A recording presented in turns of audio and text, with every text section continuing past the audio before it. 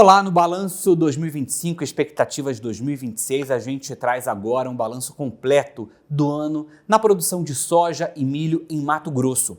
A ProSoja Mato Grosso acaba de lançar o Anuário 2025, um documento que reúne as principais ações, conquistas e desafios enfrentados pelo setor ao longo do ano e que também orienta o planejamento para 2026. Vamos entender o que avançou em sustentabilidade, logística, políticas agrícolas e tecnologia e, claro, quais são as expectativas para o produtor mato-grossense no próximo ciclo.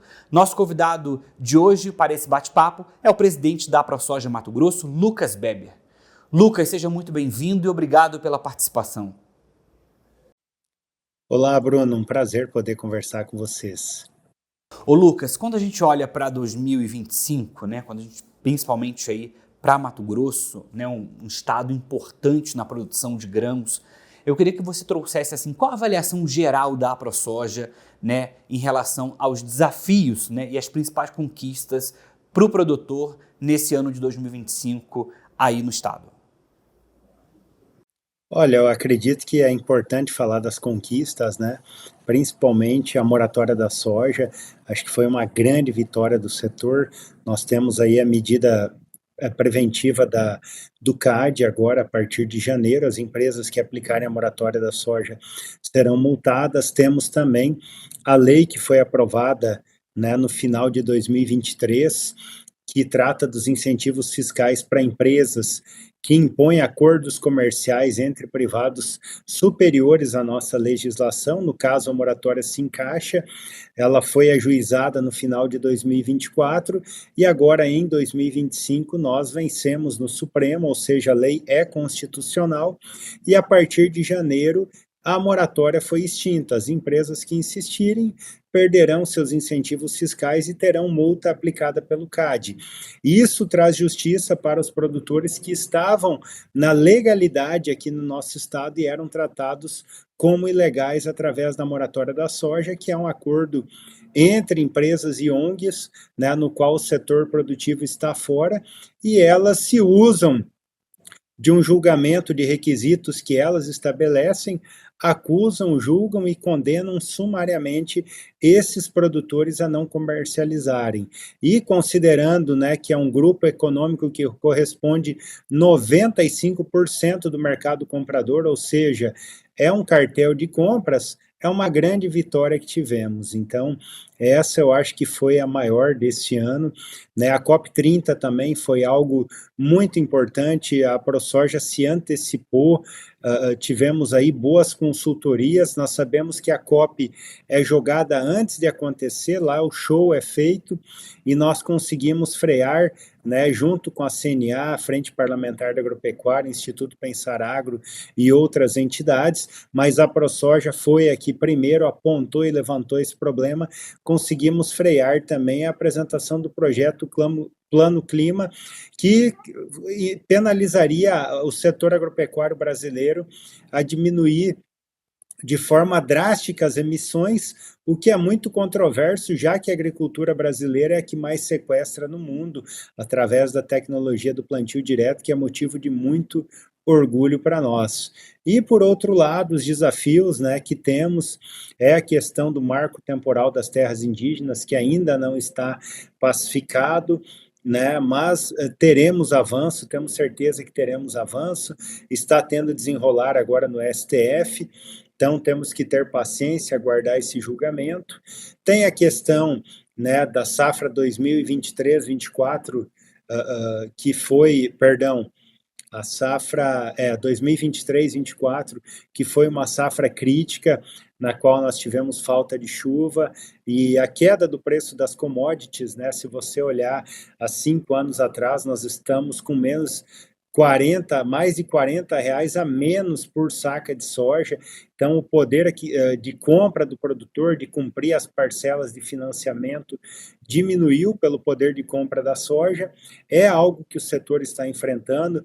Estamos tendo uma enxurrada de recuperações judiciais no país, que é um grande sinalizador de crise, de que precisamos ter um seguro agrícola que seja condizente com a realidade dos nossos produtores, a exemplo de outros países que até exageram no seguro agrícola para subsidiar as produções.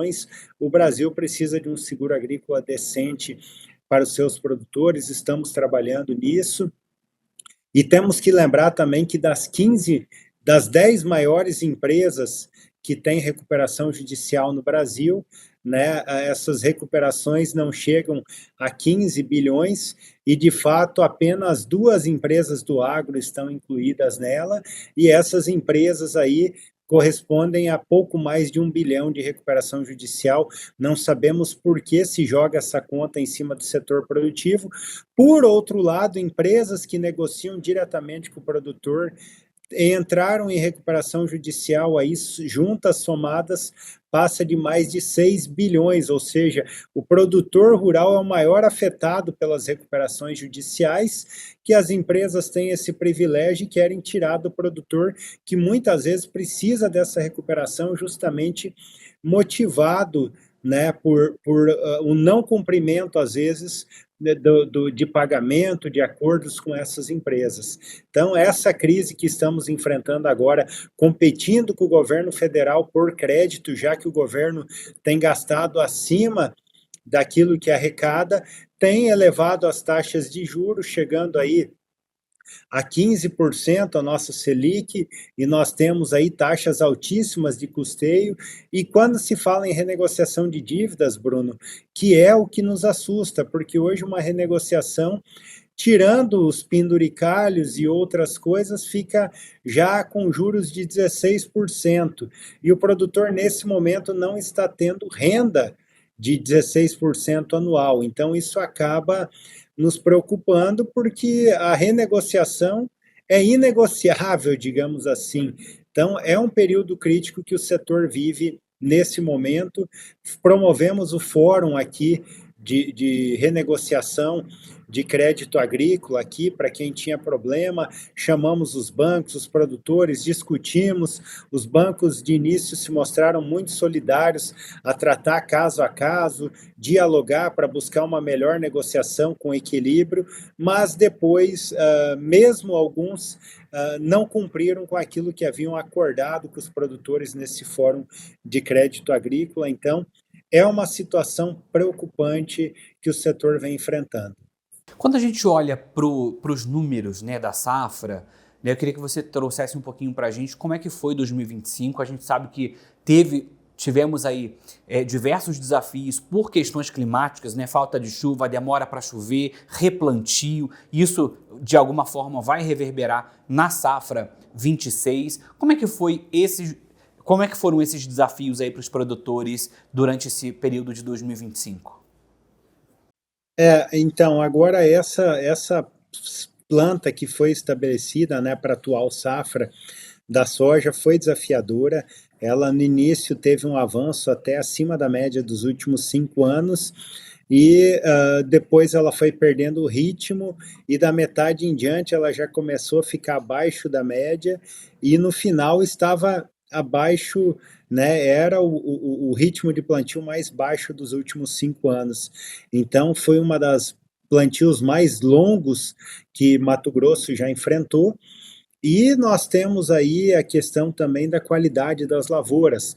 Nós tivemos problema de falta de chuva no período de plantio, então muitas lavouras com problema de estande, no qual nós sempre falamos que o produtor tem que tomar uma dura decisão, se ele replanta ou mantém a lavoura mal estabelecida. Como já havia atraso, a janela de milho poderia ficar fora do ideal para a safrinha do milho, então o produtor optou em ficar com uma lavoura, às vezes, em qualidade irregular, para colher ainda na época certa. E também lembrando que hoje um custo, se você considerar semente, biotecnologia, tratamento e dessecação, você chega aí na casa dos 10 sacos por hectare. Então é muito caro um replantio para ser refeito. Então, o produtor muitas vezes manteve essa lavoura com uma qualidade mais baixa. O mês de novembro foi crítico, nós tivemos alguns municípios aqui no estado que têm registro de médias menores que 3 milímetros diário, né, o que preocupa muito, já que no período reprodutivo a soja precisa algo em torno de 5 a 6 milímetros.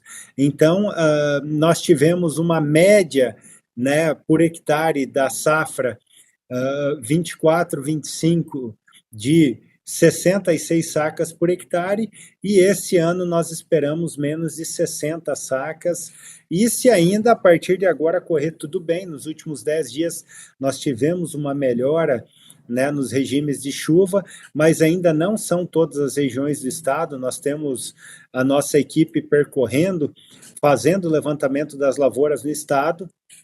Em algumas cidades ainda não normalizou as chuvas.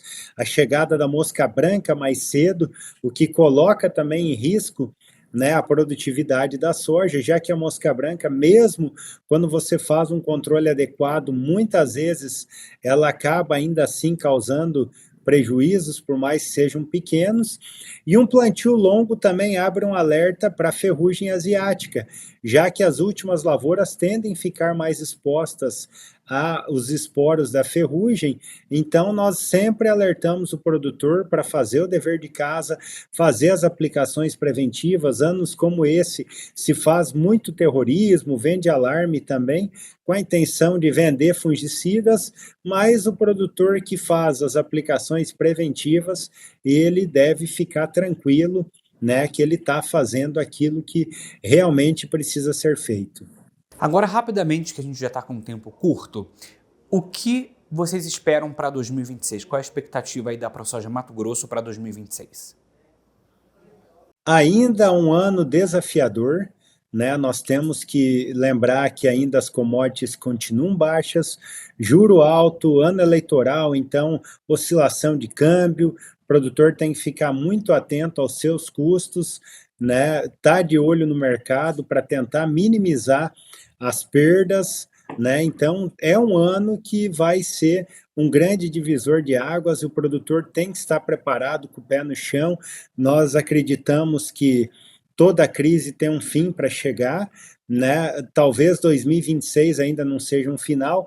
É um ano do produtor também estar consciente, né, das eleições, de ver bem os candidatos que estão alinhados com pautas do setor, né? E principalmente, claro, ter resiliência, acreditar, continuar cuidando da lavoura, já que a nossa moeda é o grão, fazer o dever de casa e ter, né, um otimismo que vamos ultrapassar essa crise, se Deus quiser. Muito bem, Lucas. Muito obrigado pela participação aqui com a gente. Até a próxima. Obrigado, Bruno. Um abraço, até a próxima. Esse foi o Balanço 2025, expectativas 2026. Até a próxima.